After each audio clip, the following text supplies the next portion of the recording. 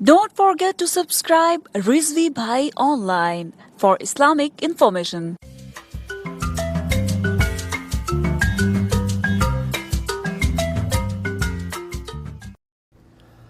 اعوذ باللہ من الشیطان الرجیم بسم اللہ الرحمن الرحیم۔ دوستو، میں رضوی بھائی اور بہت دنوں سے کوئی ویڈیو اپلوڈ نہیں ہو سکی۔ اس کی وجوہات یہ ہے کہ مصروفیات بہت زیادہ تھیں اور ان مصروفیات میں ہی وقت نکل گیا اور کسی عنوان پر بھی کوئی ریسرچ نہیں ہو سکی تھی اور اس لیے کوئی ویڈیو نہیں ڈال سکا۔ چند دن پہلے ایک دوست نے واٹس ایپ پہ رابطہ کیا، ان کا نام تو میں نہیں جانتا، تو انہوں نے ایک عنوان کی طرف میری توجہ دلائی۔ تو انہوں نے کہا کہ آپ نے ویڈیوز گھنٹے کے اپلوڈ کیے ہیں اس عنوان کے اوپر، اور پھر اب جو ہے الحمدللہ rizvibhaiionline.com کے اوپر میں نے اپنے 4 قسطوں پر مشتمل ریسرچ پیپر بھی لکھ دیا، جس کے اوپر میں تمام حوالہ جات کے ساتھ رد رافضیت کے اوپر کام کیا ہے۔ وہ مکذوبہ واقعہ جس کو عمر فاروق رضی اللہ تعالیٰ کی طرف منسوب کیا جاتا ہے، حضرت عمر فاروق رضی اللہ تعالیٰ عنہ نے جو ہے اماں فاطمہ کا گھر جلایا تھا، اس واقعے کے اوپر تفصیلی گفتگو یوٹیوب پہ بھی آ چکی ہے، اور اب تو میری rizvibhaiionline.com کے اوپر حوالہ جات اور سیکینس کے ساتھ تحریر بھی لکھی جا چکی ہے۔ اب اس کے اندر جب میرے جو ویڈیوز کے اندر میں نے جا بجا ایک روایت کے اوپر بات کی تھی، لیکن اس کو کسی ایک جگہ پر اکٹھا کر کے بیان نہیں کیا، اور وہ ہے ابو بکر صدیق رضی اللہ تعالیٰ عنہ کا اظہار افسوس آخری عمر کے اندر، آخری وقت کے اندر، کہ کاش میں نے اماں فاطمہ کے گھر پر حملہ نہ کیا ہوتا۔ اس روایت کو شیعہ حضرات پیش کرنے کے بعد، اور شیعہ و مناس ہمارے بھائی بیچارے وہ سوالات پہ سوالات کرتے رہتے ہیں کہ جی یہ دیکھیں، جی سنیوں کی فلاں کتاب کے اندر، سنیوں کی فلاں کتاب کے اندر جو ہے یہ عبارات موجود ہے۔ تو ناظرین، حقیقت یہ ہے کہ میرا تو جو منہج ہے وہ یہ ہے، تو میں تو سب کو بھائی کہتا ہوں، میرا تو کوئی وہ مولویوں والا سسٹم تو نہیں ہے کہ میں کسی کی تردید کروں گا، کسی کو کافر کہوں گا، لیکن میں اصلاح کے لیے کوشش کر رہا ہوں۔ سب سے پہلے تو بات یہ ہے کہ جتنے ہمارے بھائی شیعہ حضرات یہ روایت پیش کرتے ہیں کہ ابو بکر صدیق کو اس بات پہ پچھتاوا رہا ہے، اظہار افسوس رہا ہے، وہ کتابیں کون کون سی ہیں؟ پھر آپ مولانا شہنشاہ نقوی صاحب کو دیکھیں، اور میں جب اتنے بڑے علماء کی خیانتیں دیکھتا ہوں تو مجھے افسوس ہوتا ہے اور دلی دکھ ہوتا ہے کہ شہنشاہ نقوی صاحب ایک بڑا نام ہے شیعہ التشیع کے ہاں، ایک بڑے خطیب ہیں، بڑے عالم ہیں، وہ ڈاکٹر طاہر القادری صاحب کا بیان سنا ہی انہوں نے نہیں ہے، اور ان کے رد میں جو ہے وہ تو ویڈیو بنانے بیٹھ گئے، اور یقینی سی بات نہیں سنا، اور سنا ہوتا تو وہ ایسی بات ہی نہ کرتے اپنے بیانات کے اندر۔ تو انہوں نے ڈاکٹر طاہر القادری صاحب کی تردید میں جو ویڈیو پیش کی اسی موضوع کے اوپر کہ اماں فاطمہ کا گھر عمر فاروق نے نہیں جلایا تھا، ڈاکٹر صاحب نے جو موقف پیش کیا ان کے اوپر جو ویڈیو پیش کی، تو وہ کتابیں دکھاتے رہے، اور کتابیں ایسی دکھاتے رہے جیسے کہ کبوتر آنکھ بند کر کے بس بیٹھا رہتا ہے اور بلیوں سے کھا جاتی ہے۔ یعنی اس کتابوں کے اندر واقعہ کیوں پیش ہوا، ان کی وجوہات کیا تھیں، تو اس کو بھی ٹچ نہیں کیا، اور انہوں نے بھی اس واقعے کو نقل کیا کہ ابو بکر صدیق پچھتایا کرتے تھے، اظہار افسوس کیا کرتے تھے، ان کو اس بات کا افسوس تھا آخری عمر میں، کاش میں نے اماں فاطمہ گھر پہ حملہ نہ کیا ہوتا۔ اب دوستو آؤ دیکھتے ہیں اس روایت کو، اور اس کی اسکرین شاٹس آپ کو نیچے لنک موجود ہے ڈسکرپشن میں، یا www.rizvibhaiionline.com کے اوپر آپ جائیں گے تو رد رافضیت کا جو ہے نا آپشن کھولیں گے، تو آپ کو یہ تمام 4 قسطوں پر مشتمل گفتگو جو اپلوڈ ہو چکی ہے وہ مل جائے گی۔ آگے مزید بھی آ رہی ہے، تقریباً 10 قسطوں پہ مشتمل وہ تحریر سکین کی صورت میں پیش کروں گا۔ تو آج اس موضوع پہ بات کریں گے۔ سب سے پہلے شہنشاہ نقوی صاحب نے بھی یہ حوالہ پیش کیا، اور دیگر التشیع بھائیوں کی طرف سے یہ حوالہ پیش ہوتا ہے کہ مروج الذہب، جس کا اردو ترجمہ ایک اور بھی ہے تاریخ مسعودی کے نام سے، اس کے اندر یہ بات آئی ہے، علامہ مسعودی نے حسین بن علی بن حسین المسعودی، انہوں نے جو ہے یہ لکھی ہے کہ ابو بکر صدیق پچھتایا کرتے تھے۔ تو میرا اس کے اوپر ایک پورا کلپ موجود ہے یوٹیوب پر، محمد حسین علی بن حسین المسعودی کون، یہ آپ لیکچر سرچ کر سکتے ہیں میرے ویڈیوز کے اندر. میں نے وہ آدھے گھنٹے کلپ کے اندر دلائل کے ساتھ یہ بات بتائی ہے کہ تاریخی مسعودی بروج الذہب پر لکھی کی کتابیں ہیں اس مسعودی کی، تو وہ آلریڈی میں پیش کر چکا ہوں کہ یہ مسعودی جو ہے یہ شیعہ عالم تھا اور کتابیں بھی شیعہ کے عقائد پر لکھی ہیں. اس کو سنی بنا کر پیش کرنا جو ہے یہ بالکل سراسر حماقت ہے اور جہالت ہے. اس کے اوپر میری دلائل آ چکے ہیں. انشاءاللہ تبارک تعالیٰ میری ویب سائٹ کے اوپر اگلی پوسٹ بھی اسی پہ آنے والی ہے. دلائل کی روشنی میں وہ لکھ کر بھی بتا دوں گا. اب اگلی بات جو ہے حسین المسعودی کی بروج الذہب، یہ جو ہے کتاب ہماری کتاب نہیں ہے. پھر احادیث المختارہ یہ کتاب پیش کی گئی جو کہ عبدالواحد بن احمد بن عبد الرحمن حنبلی مقدسی کی ہے. تو یہ خیر میں تو اہل سنت کی بعض ان سے اختلاف ہے، لیکن انہوں نے اہل سنت بنا کے پیش کی ہے، تو جواب اس کا دیتے چلوں. اس کے اندر دو جگہوں پر جو روایت موجود ہے، ایک جگہ تو تعلیقاً روایت موجود ہے، سند بھی نہیں بیان کی جناب علامہ مقدسی نے، لیکن دوسری جگہ پر سند جو پیش کی وہ ابن حمید کے واسطے سے پیش کی. اور میرا سب سے جو دوسرا اس عنوان پہ دوسرا کلپ ہے اہل سنت کی کتابوں میں اس واقعے کا ہونا، اس کے اندر میں نے بتا دیا تھا کہ ابن حمید الرازی یہ کون تھا؟ یہ کذاب راوی ہے، ضعیف راوی ہے. لہذا اس روایت کے اندر اور بھی بہت سارے اشکال ہیں. یہ روایت منقطع بھی ہے، لیکن میں آسان سی دو ٹوک بات کر رہا ہوں کہ اس میں روایت کی سند میں راوی ضعیف ہے، سند ضعیف ہے. تو اس کے علاوہ اس روایت کو تاریخ یعقوبی سے پیش کیا جاتا ہے. حالانکہ تاریخ یعقوبی کے اوپر میں اختلافات کے اوپر میری گفتگو پہلے بھی ایک اپلوڈ ہوئی ہے، تاریخ ہے، لیکن چلے تاریخ کی کتاب ہے تو میں تو برملا کہتا ہوں یہ واقعہ ابوبکر صدیق رضی اللہ تعالیٰ عنہ کا تاریخی کتب کے اندر تواتر کے ساتھ موجود ہے. کئی کتابیں آپ اٹھا لیں ان کے یہ موجود ہیں، لیکن سند نہیں ہے. اور میں نے پہلے بھی کہی تھی یہ بات کہ اہل سنت کے ہاں واقعہ کسی کتاب کے اندر آ جانا حجت نہیں ہوتا، اس سے احکام و دلیل نہیں پکڑی جاتی. اور یہی اصول تشیع کے ہاں بھی ہے. شیعہ کے علماء نے بھی لکھا ہے کہ کتابوں میں کسی روایت کا آ جانا وہ ہمارے لیے حجت نہیں ہوتی، باقاعدہ اس روایت کی سند صحیح و بے ہونا یہ جو ہمارے لیے حجت ہوگی. دونوں طرف متفقہ اصول ہے یہ. اور اسی طرح میں نے بھی عرض کی تھی کہ اہل سنت کو اگر کوئی روایت شیعہ کتب سے مل جائے، روایت سند کے اعتبار سے صحیح ہو، تو ہم برملا اسے قبول کر لیتے ہیں. اور اگر روایت ہماری بخاری کے اندر ہی کیوں نہ ہو، اس روایت کی سند ضعیف ہو، تو ہم اس کو تاریخ یعقوبی کے اندر یہ واقعہ آیا ہے تو تاریخ اس کے اندر کوئی سند نہیں ہے. بس ایک روایت ہے کہ ابوبکر صدیق کے اوپر باب باندھا ان کی وفات کا، اور لکھا گیا کہ آخری عمر میں ابوبکر صدیق یہ کہا کرتے تھے. کہاں سے لی انہوں نے بات؟ کوئی سند نہیں. کدھر سے یہ واقعہ آیا؟ کوئی سند نہیں. لہٰذا یہ جو ہے تاریخوں کے اندر ایسے کئی واقعات بھرے پڑے ہیں.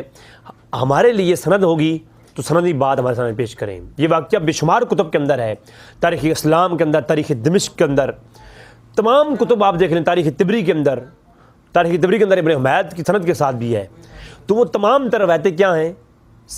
ابن حمید ضعیف راوی ہے جہاں کہیں ملتا ہے، اور دوسرا طریق کیا ہے کہ یہ تعلیقاً روایت ہے، اس کا کوئی سند ہے ہی نہیں. تو سند جب ہے نہیں، 7-8 سال بعد ایک عالم جو ہے اپنی کتاب کے اندر لکھتا ہے تو اس کو خواب آ گئی ہے 11 ہجری میں یہ واقعہ ہوا تھا. تو یہ ساری باتیں من گھڑت ہیں، ان کا حقیقت ساتھ کوئی تعلق نہیں ہے. شیعہ کتب کی اصول کافی سے میں نے کچھ روایات پیش کی تھیں تو مجھے بھائیوں سے فون آیا، انہوں نے کہا کہ یہ روایتیں ہماری ضعیف ہیں. اس کا مطلب یہ ہوا کہ شیعہ روایت کے ہاں بھی ضعیف روایت حجت نہیں ہوتی، قابل احتجاج نہیں ہوتی، اس سے اعتقاد نہیں لیے جاتے، اس سے عقیدہ نہیں پکڑا جاتا. تو لہٰذا یہی اصول ہمارے ہاں بھی ہے کہ ایک ضعیف روایت، ہاں میں تو کہتا ہوں اپنے بھائیوں کو کہ کوئی میرا چیلنج ہے، کوئی ایک اس واقعے پر مبنی ایک روایت سند صحیح کے ساتھ پیش کر دیں. کوئی ایک روایت پیش کر دیں، کوئی کسی طریقے سے کوئی ایسا کوئی مرسل روایت کسی سکر صحابی سے ہی، مسلات صحابہ سے یا مسلات تابعین سے کوئی بات پیش کر دیں، ایسی نہیں ہے. تبع تابعین بیان کرتے ہیں، اور وہ بھی جس طریقے سے بیان کرتے ہیں، میں نے شیعہ اور سنی کتابوں سے پورے واقعے کی تفصیلاً اسکرین شاٹس کے ساتھ آپ کو پہلے ویڈیوز کے اندر بتا چکا ہوں. اچھا اب آتی ہے ایک اور بات. بعض تاریخی کتابوں کے اندر یہ سند کے ساتھ یہ واقعہ آیا ہے المعجم الکبیر کے اندر اور انصاب الاشراف کے اندر برازری کی کتاب ہے اور دیگر کتابوں کے اندر کہ ابو بکر صدیق پچھتایا کرتے تھے، اور اس کو امام طبرانی کے علاوہ کچھ اور محدثین بھی سند کے ساتھ لائے ہیں۔ اب آپ اس واقعے کو جہاں دل چاہے اٹھا کر دیکھ لیں، جہاں سند کے ساتھ ملے گا۔ اب سند کے، میں نے پہلے بتا دیا کہ تاریخی کتب کے اندر شیعہ جب کھولیں کتاب واقعہ ہو سند دیکھیں، سند ہے تو سنی کے پاس نہیں آئے، اگر سند نہیں ہے تو پھر کسی سنی کے پاس نہ جائیں۔ کیوں؟ سنی کے لیے وہ بات بالکل قابل قبول نہیں ہے، کیونکہ میں نے آپ بتا چکا کہ متفقہ اصول یہ ہے کہ روایات کی سند صحیح ہونا، اور سند ہونا، جب سند ہوگی تو سند صحیح ہوگی، نہ سند آئی جو نہیں کہ فلاں نے کس سے سنا، اس نے کس سے سنا، اس نے کس سے سنا، اور واقعہ پھر ہوا اس واقعے کی موقع پر موجود کون تھا۔ مصنف ابن ابی شیبہ والی روایت بھی میں نے پچھلی اس کو میں نے پوسٹ بھی کر دی ہے اور جواب بھی دے دیا ہے۔ اچھا، اب پچھتاوا ہے ابو بکر صدیق، جو افسوس کا اظہار کرتے تھے ابو بکر صدیق، اس روایت کو سند کے ساتھ چند ایک کتب کے اندر پیش کیا گیا۔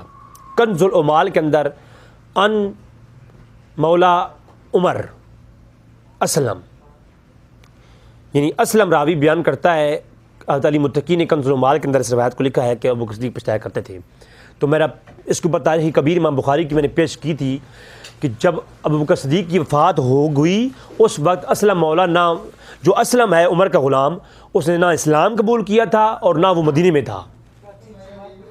وہ اسلم ہے حضرت عمر فاروق کا غلام ہے، اور جو مصنف ابن ابی شیبہ والی روایت ہے نا، اس کے اندر بھی اسلم بیان کرتا ہے اپنے بیٹے زید کو، اور پھر زید بیان کرتا ہے آگے، اور پھر وہ آگے بیان کرتے کرتے محمد بن بشر تک بات آتی ہے۔ وہ پوری سند جو مصنف ابن ابی شیبہ کے اندر موجود ہے نا، اسی سند کے ساتھ، وہ سند تو پوری ہے نا، یہاں تعلیقاً روایت کنز العمال کے اندر حضرت علی متقی لاتے ہیں کہ اسلم بیان کرتا ہے، اسلم سے روایت ہے کہ جو ہے حضرت ابو بکر صدیق پچھتایا کرتے تھے۔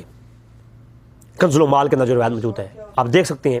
تو اسلم جو ہے وہ کہتا ہے، وہ بیان کرتا ہے کہ میں جو ہے ابو بکر صدیق جب فوت ہوئی تو اس وقت موجود تھا ادھر، تو میں نے دیکھا ابو بکر صدیق جو آخری وقت تھا وہ انہوں نے اس طرح گزارا ہے کہ وہ پچھتایا کرتے تھے اور کہتے افسوس کرتے تھے، یا اللہ کاش میں نے وہ کام نہ کیا ہوتا۔ تو پہلی بات ہوئی ہے یہ اسلم کا وہاں موقع پر ہونا ثابت کریں۔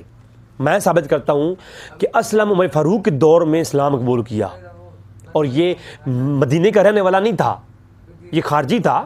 بعد میں جو ہے یہ مدینہ میں آیا، جب مدینہ میں آیا اس نے اسلام قبول کیا، اس وقت فاطمہ کا وصال ہو چکا تھا، اس وقت ابو بکر صدیق کا وصال ہو چکا تھا، عمر فاروق کا دور تھا، اس وقت اسلام قبول کر کے اس نے غلامی عمر میں آیا وہ۔ تو جو شخص غلامی میں عمر میں آتا ہے بعد میں، شہنشاہ نقوی صاحب کہتے ہیں جی وہ ساری حقیقتیں کھول کھول کے بتاتا رہا ہے۔ تو جب حقیقت کیسے کھول کے بتاتا رہا ہے جو راوی موقع پر تھا ہی نہیں؟ تو لہٰذا یہ روایت منقطع ہے، تو منقطع روایت ضعیف روایت ہوتی ہے، وہ قابل حجت نہیں ہوتی۔ پہلے روایت کو صحیح کریں۔ کنز العمال کے علاوہ دیگر کتابوں کے اندر جو روایتیں آئی ہیں ان کے اندر اب محمد بن ابن شہاب زہری، وہ جو ہے مرکزی راوی ہیں۔ ابن شہاب زہری اپنے شاگرد کو بیان کرتے ہیں، کبھی صالح کو، کبھی دیگر اپنے شاگردوں کو۔ اب ابن شہاب زہری ان سے روایت کرتے ہیں، اور محدثین کے ہاں یہ پیٹ رول ہے کہ جب شہاب زہری تدلیس کرے، مدلس ہو، تو اس کی مدلس روایت جو ہوگی وہ ضعیف ہوگی۔ یعنی جب زہری اپنے استاد کا نام نہ بتائے اور دادا استاد کا نام لے اور سماع کی تصریح بھی نہ ہو، تو جو محدثین کے ہاں شہاب زہری کی تدلیس والی روایت ضعیف ہوتی ہے۔ ابن حجر کو پڑھ لیں، طبقات المدلسین کو پڑھ لیں، مقدمہ ابن صلاح کو پڑھ لیں، ابن حبان کو پڑھ لیں، جہاں آپ کا دل لگے آپ اسماء الرجال کتب اٹھا کے پڑھ لیں، لسان المیزان پڑھ لیں، میزان الاعتدال پڑھ لیں۔ ابن شہاب زہری جو ہیں جب وہ تدلیس کرتے ہیں ان کی روایت متفقہ طور پر ضعیف ہوتی ہے۔ اچھا، اب شہاب زہری کی روایت اگر وہ تدلیس کرے تو ضعیف ہوتی ہے، لہذا ابو بکر صدیق کے افسوس والی جو روایت ہے جو کہیں سند کے ساتھ ملے گی آپ کو، اس کے اندر شہاب زہری جو ہے آپ کو نظر آئے گا، اور ابن شہاب زہری کی تدلیس کے اوپر اور ان کے ثقات کے اوپر پورے سکین کے ساتھ میں اپنی انشاءاللہ پوسٹ ڈال دوں گا اپنی ویب سائٹ۔ تو ابن شہاب زہری کی جو روایت متعلق جو محدثین کے اقوال ہیں، ابن شہاب زہری کی مکمل ان کے بارے میں اور سفیان ثوری کے بارے میں مکمل میں آپ کو ڈیٹیل جو ہے اپنی www.rizvibhaiionline.com کے اوپر اپلوڈ کر دوں گا۔ بات سمجھا رہی ہے؟ لہٰذا جب وہ سارے دلائل آ جائیں گے تو آپ خود دیکھ لیجیے گا شہاب زہری کے بارے میں محققین کا کیا موقف ہے۔ اچھا، اب یہ تو یہاں تک بات تھی۔ اب آتے ہیں آخری کتاب کے اندر، جس کے اندر یہ واقعہ مکمل روایت مکمل سند کے ساتھ موجود ہے، وہ المعجم الکبیر امام طبرانی کی کتاب ہے۔ المعجم الکبیر امام طبرانی رحمہ اللہ نے 360 ہجری آپ کو سنہ وفات ہے۔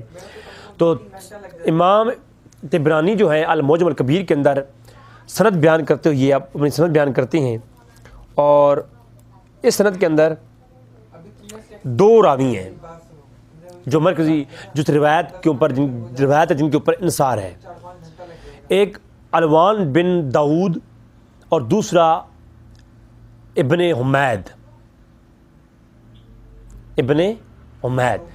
تو ابن حمید کے بارے میں پہلے بتا چکا کہ اسماء الرجال کی کوئی کتب اٹھا کے آپ دیکھ لیں، ابن حمید الرازی جو ہے وہ ضعیف روایت ہے، اس کی وہ راوی ضعیف ہے، اس کی روایت ضعیف ہوتی ہے۔ اور اس کے علاوہ جو دوسرے راوی ہیں وہ ہیں داؤد، علوان بن داؤد بجلی کے نام سے مشہور ہے۔ تو جو علوان بن داؤد ہیں، آپ امام طبرانی کی تخریج پڑھ لیں، جو امام طبرانی کی المعجم الکبیر کے نیچے جس محقق نے تخریج کی آپ پڑھ لیں، انہوں نے صاف لکھا ہے کہ علوان بن داؤد ضعیف راوی ہے۔ پھر آپ سنی جس کتب اسماء الرجال کو اٹھا کے دیکھ لیں، آپ کو جو ہے نا یہ راوی ضعیف ملے گا۔ اور سب سے معتبر کتابیں اسماء الرجال کی لسان المیزان، میزان الاعتدال، یہ جو آپ کتابیں اٹھا کے دیکھ سکتے ہیں۔ تو جہاں میری گفتگو جو ہے سامنے میں نے آپ کے سامنے اس بات کو واضح کر دیا کہ یہ جو بہت بڑا بہتان بن جاتا ہے ابوبکر صدیق رضی اللہ تعالیٰ کی طرف، یہ روایت تاریخی کتب کے اندر ہے، سند نہیں ہے، تاریخی کتب کے اندر ہے اور اس کی سند نہیں ہے۔ اور تاریخی کی باتوں کو اگر مانا جائے تو پھر شیعہ تاریخ میں اتنا کچھ ہے کہ اگر وہ دکھایا جائے تو شیعہ بھائیوں کو بہت برا لگے گا۔ لہٰذا تاریخی بات کچھ اور ہے، تو حقیقت یہ ہوتی ہے کہ سند کے ساتھ روایت شیعہ کے ہاں یا سنی کے ہاں ہو تو اس کو قبول کیا جاتا ہے، ورنہ دشمنان اہل اسلام نے سنی شیعہ کتب کے اندر روایتیں ضعیف گھڑ کے شیعہ سنی اختلافات کو ہوا دینے کے لیے اور دو فرقوں کو اسلام کو دو بڑے ٹکڑوں میں تقسیم کرنے کے لیے یہ ایک بہت بڑی چال چلی گئی، اور وہ چال شیعہ سنی کتابوں کے اندر اس کی اثرات آج بھی موجود ہیں، جن کو ہم بھولے بھالے لوگ پڑھ کر کے آج اور یہ ہمارے علماء الا ماشاء اللہ اس کو ان چیزوں کو غلط استعمال کر کے عوام میں ایک گہما گہمی کا عالم پیدا کرتے ہیں، اور عوام میں جو ہے یہ فرقہ واریت کو ہوا دیتے ہیں اور نفرتیں پیدا کرتے ہیں، نفرتیں بڑھاتے ہیں، اور اتحاد کی بات نہیں کرتے اور ایک ہونے کی بات نہیں کرتے، اور حقیقت سے بھی لوگوں کو آشنا نہیں کرتے۔ اللہ تبارک تعالیٰ سے دعا ہے کہ رب تعالیٰ ہمیں حق جاننے کی توفیق عطا فرمائے، ہمیں سچا عاشق اہل بیت اور اصحاب رسول بنائے۔ وما علینا الا Don't forget to subscribe Rizvi Bhai Online for Islamic information.